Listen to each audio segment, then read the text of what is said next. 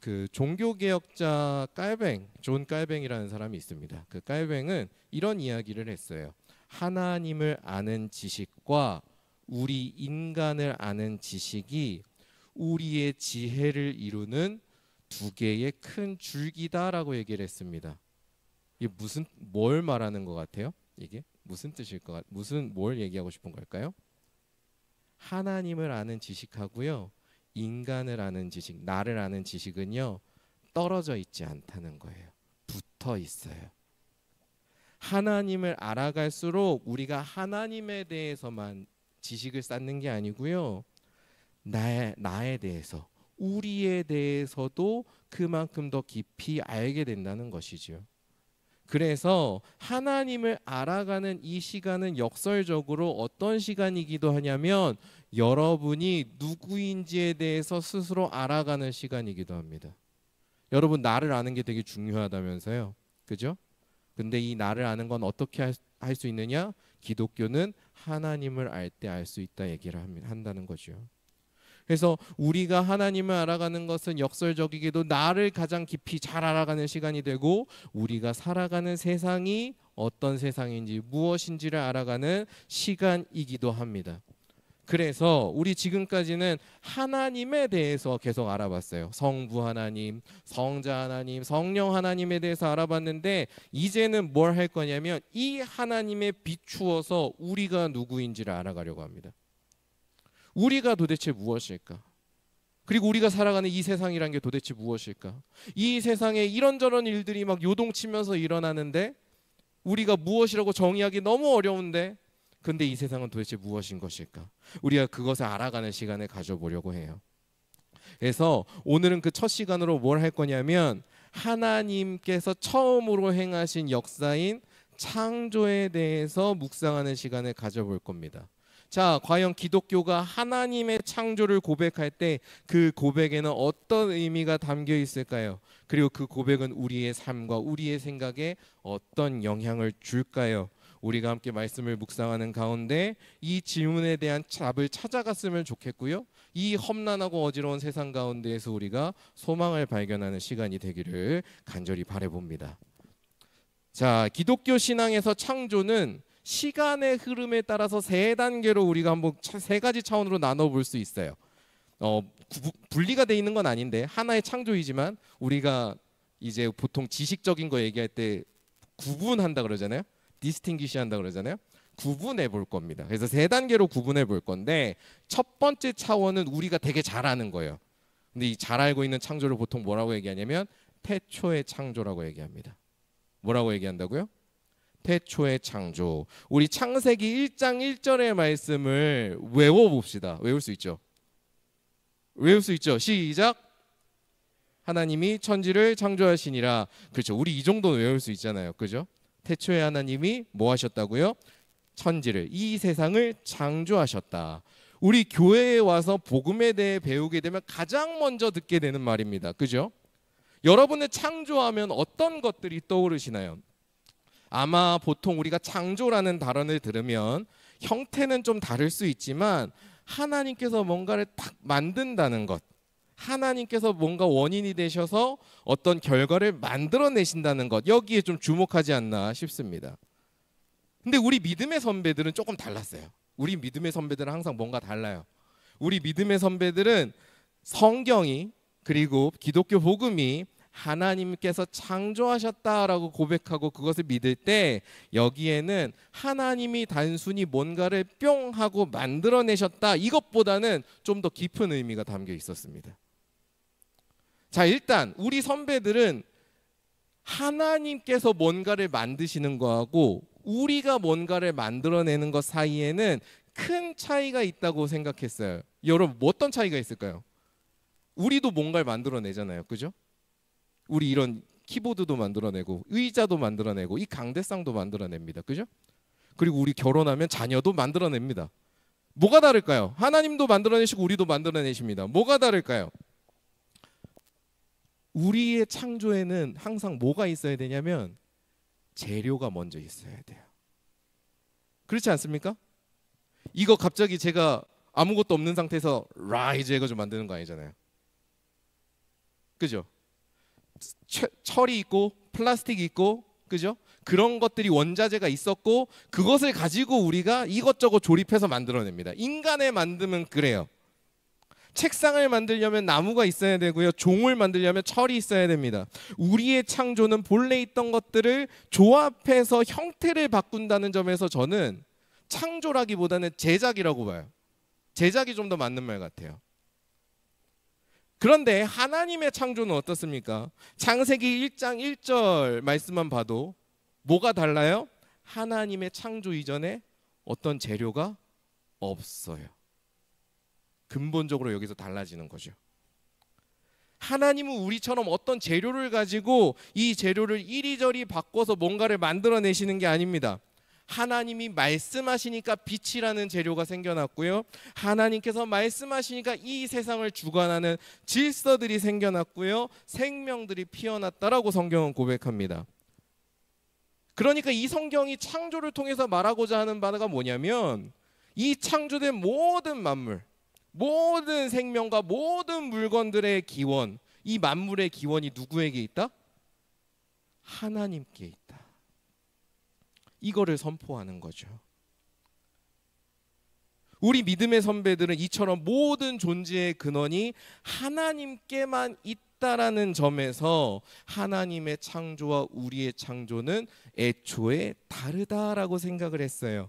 그래서 여러분 사도행전 오늘 우리가 읽은 본문 같이 봅시다. 17장 24절 25절 한번 보십시오. 이렇게 고백하고 있습니다. 24, 25절 같이 읽어보겠습니다. 시작.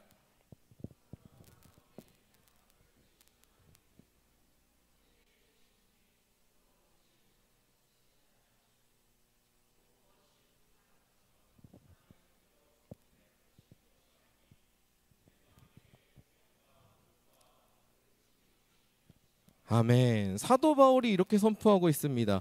이 세상에 있는 하나님, 이 세상을 창조하신 하나님은 어떤 분이냐? 이 세상에 있는 모든 만물에 온 세상의 생명에 호흡을 주시는 분이시다. 이야기를 합니다. 우리는 어떤 재료들이 먼저 있어야 그 재료의 도움을 받아서 뭐 어떤 행동을 할 수 있어요. 그렇습니다. 하지만 하나님은 그렇지 않으시다라고 얘기를 하는 거예요. 자, 그러면 이렇습니다. 하나님이 계시지 않으면 우리는 어떻습니까? 존재할 수 있어요, 없어요? 존재할 수 없다라는 것을 이야기하는 겁니다. 그렇기 때문에 우리 모두는 누구와 긴밀한 관계를 맺고 살아가는 거예요? 내가 알든 모르든 우리는 누구에게 긴밀한 관계를 맺고 살아간다? 하나님과 긴밀한 관계를 맺고 살아간다. 내가 인정하든 인정하지 않든, 내가 느끼든 느끼지 못하든 우리는 이미 그렇게 살아가는 존재들이다. 이것이 기독교 신앙이 고백하는 바라는 거죠. 그래서 우리의 믿음의 선배들은 그 누구도 하나님과 우리 사이의 관계를 지울 수 없다는 걸 알고 있었어요. 그리고 이 관계는 매우 비대칭적이어서 하나님이 우리에게 한없이 베풀어 주시는 것이지 우리가 하나님께 뭔가를 해줄 수 없는 관계라고 생각했습니다. 지금 사도 바울이 얘기하고 있잖아요. 우리가 뭔가를 갖고 있어서 하나님이 섬김을 받지 않으신다. 하나님이 뭔가 부족해서 우리에게 필요로 하지 않으신다. 비대칭적인 관계를 맺고 있다는 거죠.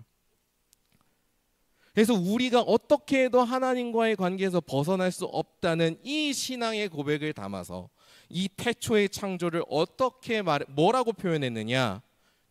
어떻게 표현했냐면 바로 무로부터 창조하셨다라고 고백한 겁니다. 이 표현 들어보신 적 있지 않아요? 무로부터 창조하셨다? 안 들어보셨나요? 우리 같은 기독교인 맞죠? 네. 이 정도는 알아야 돼요. 우리 기독교인이라면 무로부터 창조를 우리가 고백하는구나. 이건 알아야 돼요. 이제 오늘 아신 거예요? 무로부터 창조하셨다라고 고백하는데 이게 무슨 의미라고요? 하나님과 우리 사이에는 뗄래야 뗄 수 없는 긴밀한 관계를 맺고 있고 우리가 존재하는 이 모든 이유는 누구 때문이다? 하나님 때문이다. 이 얘기를 하는 거라고요. 그래서 이 태초의 창조를 묵상할 때마다 우리는 무엇에 대해서 생각해 볼 수 있냐면 우리의 근원, 우리가 힘을 낼 수 있는 원천이 어디에 있는지를 생각해 보게 됩니다. 여러분은 여러분의 삶의 원천, 여러분의 삶의 근원을 어디에 두고 살아가십니까? 여러분을 살아가게 만드는 원동력은 어디에서 옵니까? 성경이 고백하고 우리 신앙의 선배들이 고백했던 무로부터의 창조, 태초의 창조는 그 모든 원동력과 원천이 어디에서부터 온다? 우리를 창조하신 하나님께로만 온다. 그분에게서만 오는 것이다 라고 고백을 합니다. 이 고백이 여러분의 고백이 될 때 여러분의 눈에 비치는 세상과 여러분의 눈에 비치는 삶은요, 이전과는 전혀 달라질 것이라고 생각을 합니다. 이전에는 내 눈에 내게 도움이 되는 뭔가가 있어야 힘이 났어요. 내게 뭔가 위로가 되는 게 보여야 힘이 났어요. 하지만 이 신앙을 고백하는 사람은 어떻습니까? 굳이 그걸 찾을 필요가 없어요. 왜? 모든 것이 하나님께서 이렇게 창조하신, 우리에게 힘을 줄 수 있고 우리를 위로할 수 있고 우리를 살아갈 수 있게 만드는 하나님의 손길이라는 걸 느낄 수 있기 때문이죠. 그래서 여러분이 이 신앙의 고백을 가지고 이 세상을 바라볼 때 이 세상은 어디서나 하나님이 늘 함께 하시는 놀라운 세상이라는 것을 깨닫게 될 것입니다. 자, 우리 창조에 대해서 계속해서 들어가 보죠. 창조의 두 번째 차원입니다. 이 두 번째 차원은 제가 시간 순서대로 말씀드렸죠. 자, 태초는 과거일 것이고, 그럼 두 번째 단계는 언제일까요? 시간이 현재, now, 시간, 지금이겠죠.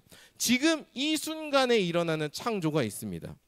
우리 믿음의 선배들은 이 이름을 좀 고급지게 표현하는 걸 좋아했어요. 그래서 이 창조를 뭐라고 불렀냐면 계속적 창조다라고 불렀습니다. 우리 믿음의 선배들은 창조가 창세기 1장에서만 딱 하고 일어난다고 난 사건이라고 생각하지 않았어요. 오히려 태초에 시작된 창조가 완성을 향해서 계속해서 나아간다라고 믿었습니다. 그래서 오늘 우리 찬양이 딱 맞아 떨어지는 거예요. 여러분, 우리가 고백한 찬양과 맞아 떨어지는 거예요. 이 창조에 대한 이해가.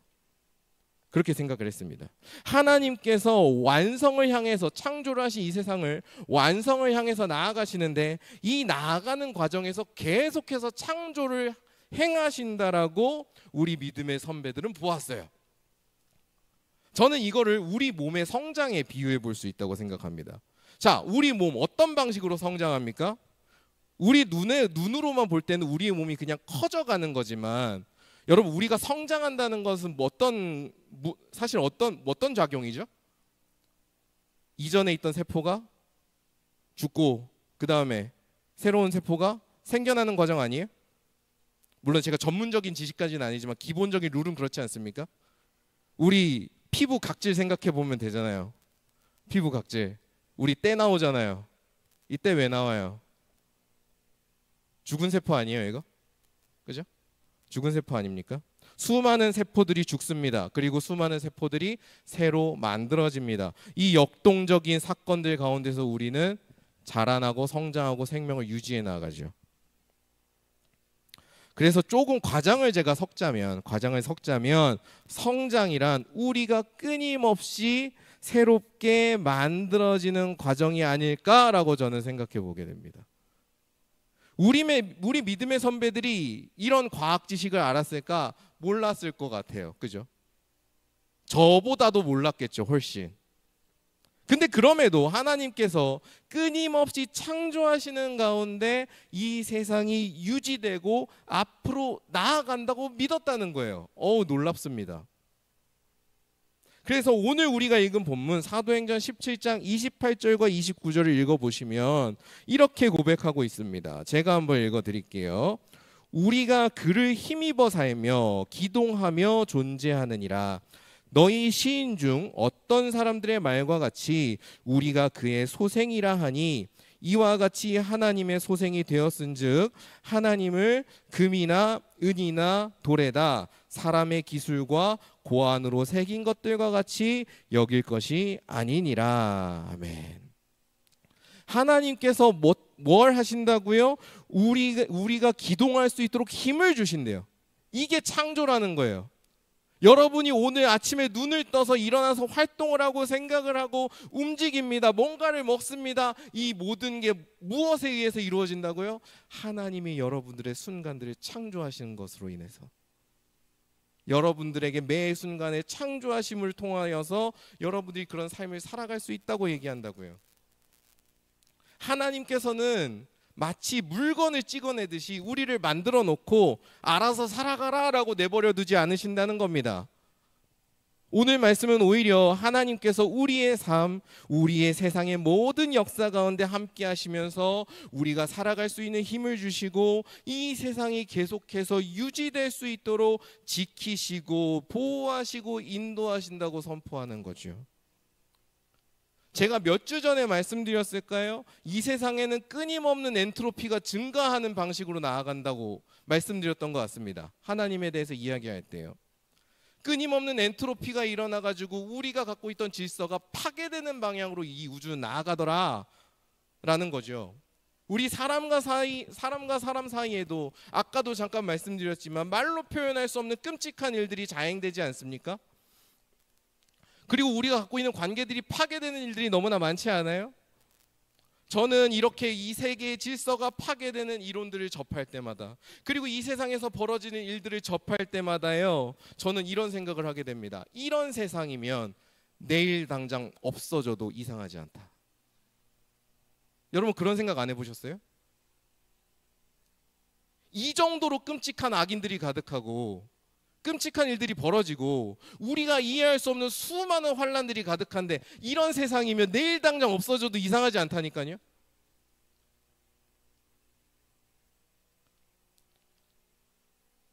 그럼에도 불구하고 이 세상은 어떻습니까? 여전히 해가 뜨고 해가 집니다. 달이 뜨고 달이 져요. 때가 되면 비가 내리고요, 바람이 붑니다.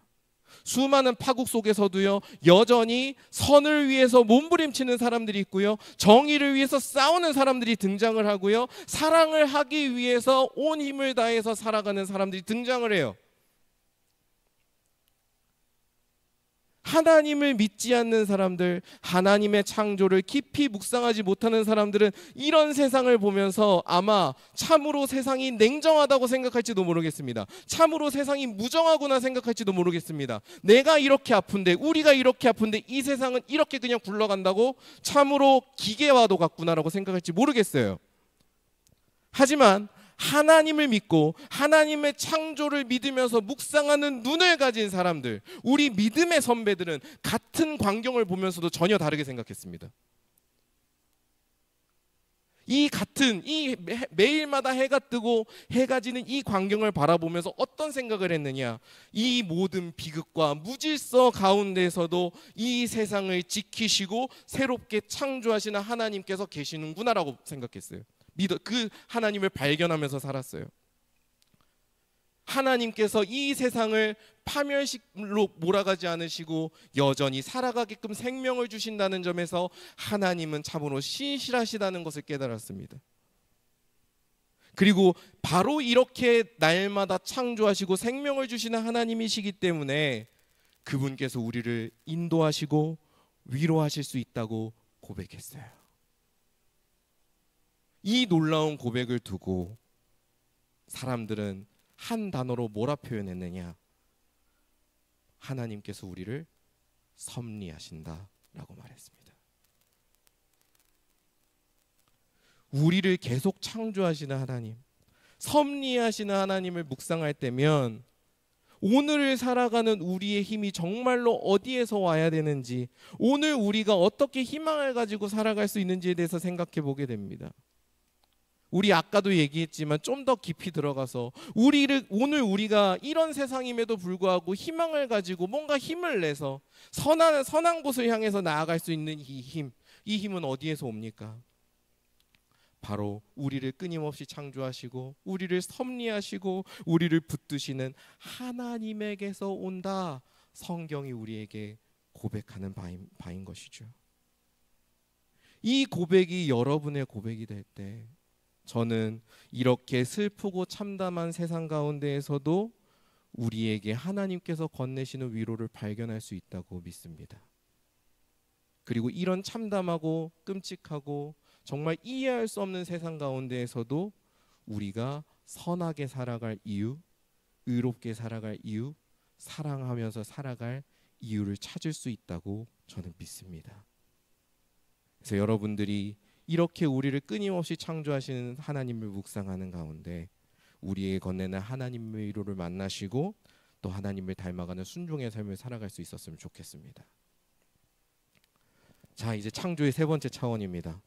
과거, 현재를 다뤘어요. 그러니까 이제 마지막 뭐 남았죠? 미래가 남았습니다. 창조의 세 번째 차원은 마지막 때에 완성될 종말이에요. 우리는 종말하면 뭘 떠올리죠? 심판, 끝을 떠올립니다. 그런데 우리 믿음의 선배들은 역시 좀 달랐어요. 종말, 하나님께서 가져오시는 종말을 이야기하는데 창조를 생각했습니다.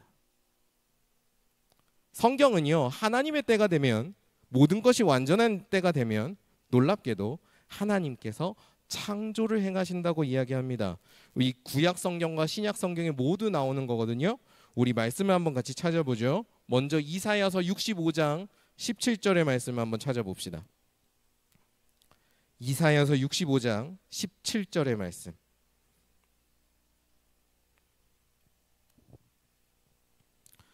자, 이사야서 65장 17절 말씀 찾으셨으면 함께 읽어볼까요? 시작.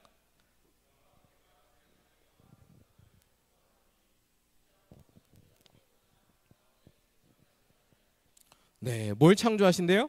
새 하늘과 새 땅 창조하신다고 말씀합니다.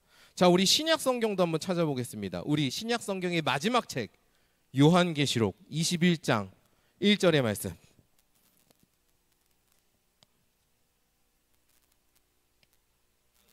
(21장 1절의) 말씀. 자, 다 찾으셨으면 우리 함께 또 힘차게 읽어보겠습니다. 시작.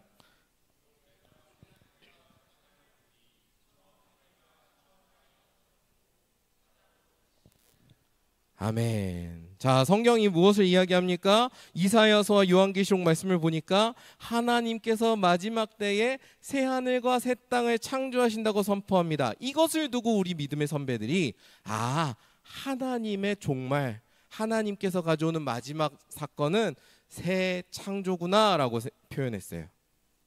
여러분, 우리가 살아가면서 아까도 잠깐 이야기했지만 수많은 아픔과 슬픔을 겪지 않습니까? 때로는 그 아픔이 너무나 커서 트라우마가 되죠. 우리가 함께 중보했던 그런 사건들은 트라우마가 되고도 남을 사건입니다. 너무나 끔찍한 사건이죠. 그런 트라우마가 우리에게 생겨나면 우리에게 어떤 일이 벌어지느냐? 우리의 정체성이 망가지기 시작해요. 나라는 사람이 망가지기 시작한다고요. 그 트라우마 때문에. 여러분, 혹시 세월호 유족들이 어떻게 살고 있는지 혹시 8, 9년 뒤에 이야기 보신 적 있으세요? 소식 보잖아요. 이빨이 막 송두리째 빠진 사람도 있으시대요. 왜 그렇겠어요? 트라우마 때문에. 그 트라우마가 나를 망가뜨렸거든요. 우리가 겪는 여러 가지 슬픔들과 아픔들은 때로 우리의 정체성, 나라는 사람을 깨뜨리고 망가뜨립니다. 그렇게 파괴된 삶에는 사실 어떤 위로나 어떤 도움이나 어떤 무엇을 해줘도 무력하기만 할 때가 있지요. 그래서 이토록 끔찍한 비극이 벌어지는 세상에서 우리가 새 창조를 이야기하고 하나님의 창조를 이야기하는 게 때로는 너무나 두렵고 떨리고 누군가에게는 무기력한 소리로 들리지 않을까, 저는 그런 생각을 하곤 합니다. 근데 그럼에도 불구하고 성경은 하나님께서 이렇게 상처 있고 파괴된 세상을 단지 유지시킬 뿐만 아니라 이 세상 가운데 새 하늘과 새 땅을 창조하실 것이라고, 새로운 것들을 만들어내실 것이라고 선포를 합니다. 우리 믿음의 선배들은 이 선포를 굳게 붙들었어요. 그래서 이 하나님께서 창조하신 이 세상이 마지막 때의 새 창조를 통해서 완전히 완성될 것이고 우리가 상처 있고 망가져 있던 모든 것들이 회복될 것이라고 굳게 붙들고 소망하면서 살아갔습니다. 자, 그러면 이런 새 하늘과 새 땅에서 이전 것들은 다 지나가 버린 이 땅에서 어떤 일이 일어날까요? 우리 요한계시록 먼저 보고 이사야서를 보겠습니다. 자, 요한계시록 21장 4절의 말씀 같이 읽어보겠습니다. 시작.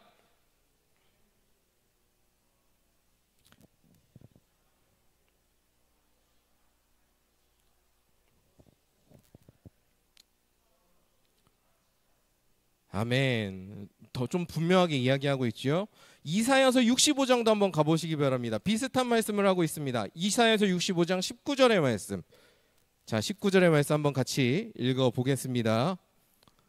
자, 찾으셨으면 읽어볼게요. 시작.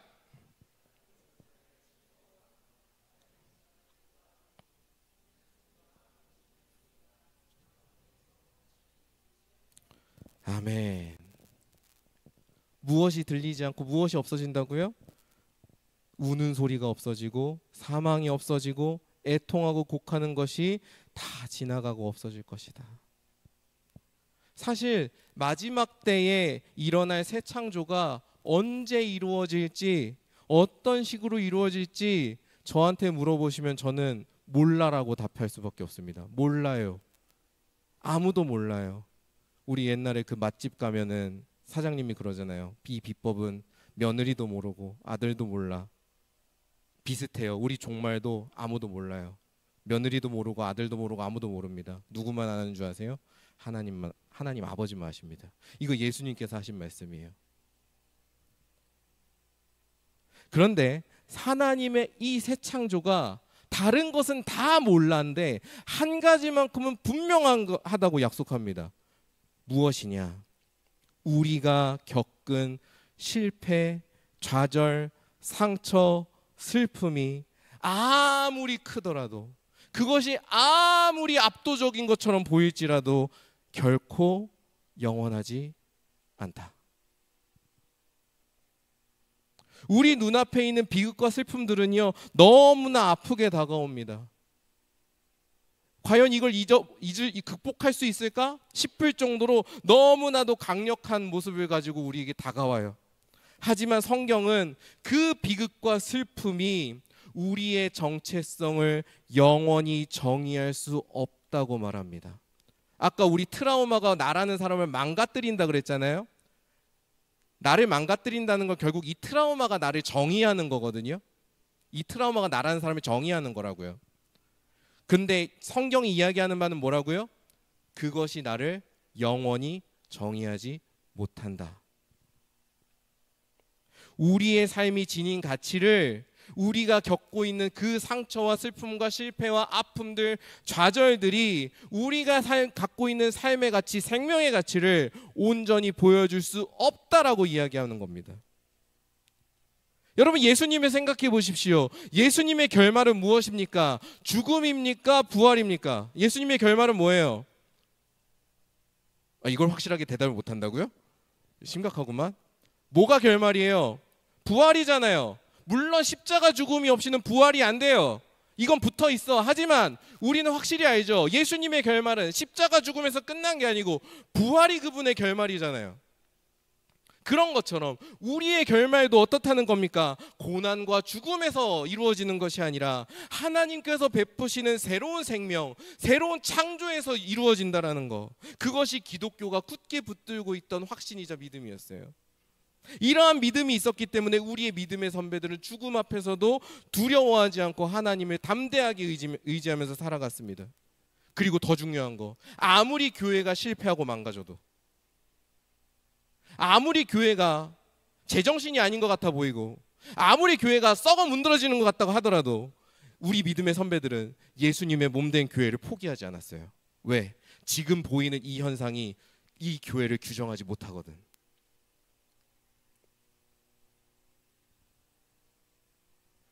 오히려 그들은 그런 모습을 볼 때마다 주님의 몸된 교회를 더 사랑하면서 살아갔습니다. 왜? 우리의 모든 정체성은 새로운 창조에서 주어지니까. 우리에게 새로운 창조를 약속하신 하나님의 말씀을 묵상하면서 저는 우리가 진정으로 의지하고 그리고 진정으로 희망해야 되는 것이 무엇인지를 생각해 보게 됩니다. 하루하루 나에게 일용할 양식이 주어지고 우리가 목표하는 바를 성취하는 거, 우리에게 희망이 될 수 있고 우리의 삶을 이루는, 우리의 삶이 어떤 삶인지를 규정해주는 중요한 요소가 될 수 있겠죠. 그런데요, 여러분, 그런 것을 가지고 내 삶을 평가하고 내 삶에 희망을 두잖아요. 언제든 무너질 수 있습니다. 여러분이 성취하지 못할 때, 여러분 손에서 일용할 양식이 빠져나갈 때, 그러면 여러분의 삶은 무너지기 시작할 거예요. 하지만 우리의 모든 것을 회복시키시고 새롭게 하시는 하나님의 약속 우리가 믿으며 살아간다면, 새롭게 창조하시는 그 하나님의 창조를 우리가 굳게 믿고 고백하면서 살아간다면, 우리는 어떤 상황에서도 우리의 삶을 더욱더 밝게 빛나게 하고 좌절하지 않고 희망을 가지고 담대하게 살아낼 수 있을 겁니다. 그래서 이 자리에 있는 우리가 그런 희망을 가지고 오늘 우리가 살아가는 이 세상, 때로는 어둡게 보이고 때로는 힘겨워 보이는 이 세상을 우리가 좌절하지 않고 힘차게 살아갈 수 있었으면 좋겠어요. 자, 지금까지 우리 창조에 대해서 잠깐 이야기를 해봤습니다. 성경은 하나님께서 태초에서부터 지금까지, 그리고 지금에서 끝나는 것이 아니라 우리에게 다가올 미래까지 모두 하나님께서 창조하시고 빚어가신다고 말합니다. 우리의 모든 것이 하나님의 창조 안에 있다라고 말씀하는 것이죠. 하나님의 전능하신 손이 언제든 무너질 수 있고 연약하기만 하고 그리고 언제든 깨질 수 있는 우리의 삶을 계속해서 떠받치시고 붙드십니다. 우리가 우리의 삶을 포기하는 때가 오더라도, 온 세상이 우리의 삶을 내버려 둔다고 버린다고 하더라도 하나님만큼은 우리를 포기하지 않으신다고 하나님의 창조 이야기는 우리한테 그 하나님의 신실하심을 증언합니다. 여러분이 상처 입고 쓰러질 때, 우리가 살아가는 세상이 뒤흔들릴 때 우리를 붙드시는 하나님의 창조를 기억하고 묵상할 수 있었으면 좋겠습니다. 그 믿음을 가지고 살아간다면 우리는 어떤 상황에서도 감사할 수 있을 것이고 힘을 낼 수 있을 것이고 희망을 품고 살아갈 수 있을 겁니다. 새로운 한 주 우리의 순간순간을 창조하시는 창조주 하나님과 동행하는 귀한 형제자매 여러분 되시기를 주님의 이름으로 간절히 축원합니다.